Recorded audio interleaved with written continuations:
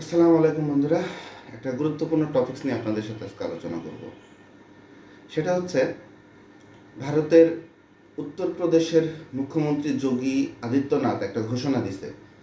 সেই ঘোষণাটা হলো ভারতের উত্তরপ্রদেশে কোনো মুসলমান, এখানে তো সংখ্যালঘিষ্ঠ তো আসলে মুসলমানরা, এই সংখ্যালঘু মুসলমানরা যদি তাদের বাড়ির দেওয়ালের সামনে যদি পোস্টারে বা যদি ছাপাই কাগজে ছাপাই যে আই লাভ মুহাম্মদ, যদি এই শব্দটা যদি তারা লেখে এবং দেওয়ালে যদি টাঙায়, তাহলে তাদের বাড়ি বুলডোজার দিয়ে ভেঙে দেওয়া হবে। এমনটাই হুঁশিয়ারি দিছে উত্তরপ্রদেশের মুখ্যমন্ত্রী আদিত্যনাথ, যোগী আদিত্যনাথ। একটা জিনিস চিন্তা করেন তো, যদি এই কাজটা যদি বাংলাদেশে হইতো, যে বাংলাদেশের সংখ্যালঘু যারা হিন্দু আছে তারা যদি তাদের দেওয়ালে যদি জয় শ্রীরাম বা তাদের ধর্মীয় যে কথাগুলো লেখে, ভগবানের নাম লেখে, আর বাংলাদেশের সরকারের তরফ থেকে বা সরকারের উচ্চপদস্থ কোনো মন্ত্রী যদি এই ধরনের কোনো বক্তব্য পেশ করতো যে যারা হচ্ছে সংখ্যালঘু তারা যদি তাদের ঈশ্বরের বা তাদের ভগবানের নাম যদি লেখে আই লাভ শ্রীরাম বা অন্য কিছু, তাদের বাড়ি ভাঙচুর করা হবে, বুলডোজার দিয়ে ভেঙে দেওয়া হবে, তাহলে পরিস্থিতিটা কোন দিকে যাইতো? বাংলাদেশে সরকারের তরফ থেকে তো দূরের কথা, কোনো ধর্মীয় সংগঠনের তরফ থেকেও সংখ্যালঘুদের উপরে এরকম অমানবিক অমানুষিক নির্যাতন কখনোই করা হয়নি। তারপরেও দেখবেন ভারতের বিভিন্ন মিডিয়া আছে যারা সব সময় অপপ্রচার করে বাংলাদেশের সংখ্যালঘু হিন্দুরা খুব কষ্টে আছে, তাদের উপরে নির্যাতন হচ্ছে, বাট কোনো কনক্রিট প্রুফ তারা এখন পর্যন্ত দেখাইতে পারে নাই। আর একটা খুব কষ্টের একটা ঘটনা হচ্ছে, এই যে কিছুদিন আগে সপ্তাহখানেক আগে যে হিন্দুদের একটা বড় পূজা শেষ হলো, দুর্গা পূজা।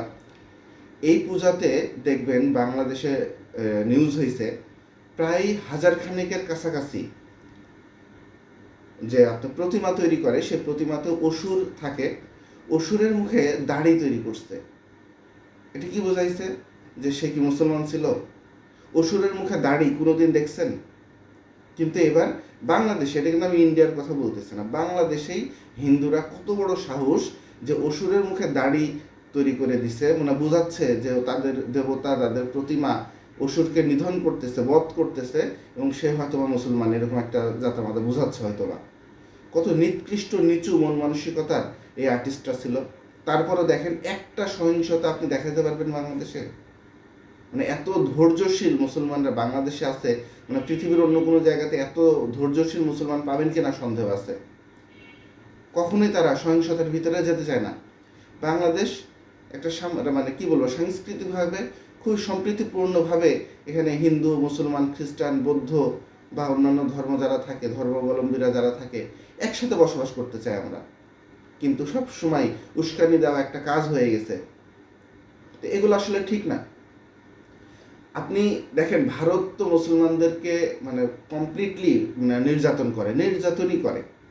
এরকম 5টা 10টা না, শয়ে শয়ে উদাহরণ দেওয়া যাবে। সারা বছর ভারতের কোথাও না কোথাও মুসলমানদের উপরে অত্যাচার নির্যাতন হচ্ছে। আপনি কি জানেন ভারতের সবচেয়ে বেশি রেমিটেন্স আসে কোন কোন দেশ থেকে? আপনি টপ 5 বা টপ 10 কান্ট্রিগুলো সার্চ করেন, তার অর্ধেকেরই বেশি পাবেন মধ্যপ্রাচ্যের মুসলিম কান্ট্রিগুলা। তাই তুমি সারা দিন মুসলমানদেরকে গালাবা, আবার তোমার দেশের নাগরিকদেরকে ওই মুসলিম কান্ট্রিতে পাঠাবা। আপনি ওদেরকে জিজ্ঞাসা করেন তো তারা ওখানে কেমন আছে, তারা কোনো নির্যাতনের শিকার হয় কিনা, তারা কোনো বৈষম্যের শিকার হয় কিনা। আপনার দেশের বেশিরভাগ রেমিটেন্স নিয়ে আসেন আপনি মুসলিম কান্ট্রিগুলো থেকে, আর সারাদিন মুসলমানদের উপরে অত্যাচার, মুসলমানদের উপরে কি বলবো, অমানবিক অমানুষিক নির্যাতন। নিজের দেশের মানুষ, আপনার দেশে যারা থাকে মুসলমান, তাদের উপরে কেন নির্যাতন করেন আপনারা? একটা কোন কথা, আই লাভ মোহাম্মদ, আমার ধর্মীয় দৃষ্টিকোণ থেকে আমি লিখতেই পারি, আমি আমার মোহাম্মদকে ভালোবাসতেই পারি, তার জন্য আপনি আমার বাড়ি বুলডোজার দিয়ে ভেঙে দিবেন?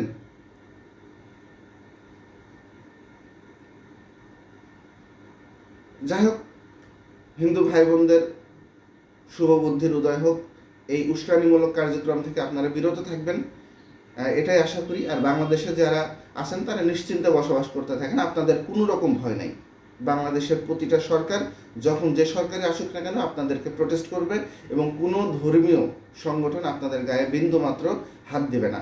কারণ মুসলমানরা যারা আল্লাহকে ভালোবাসে, যারা নবীর আদর্শকে ভালোবাসে, কখনোই বেধর্মীদের উপরে অত্যাচার করে না।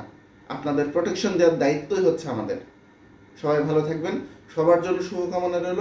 আর আবারও অনুরোধ রইল, উস্কানিমূলক কার্যক্রমগুলো বন্ধ করে আসুন সবাই একসাথে মিলেমিশে দেশটাকে গড়ি, দেশটাকে ভালোবাসি।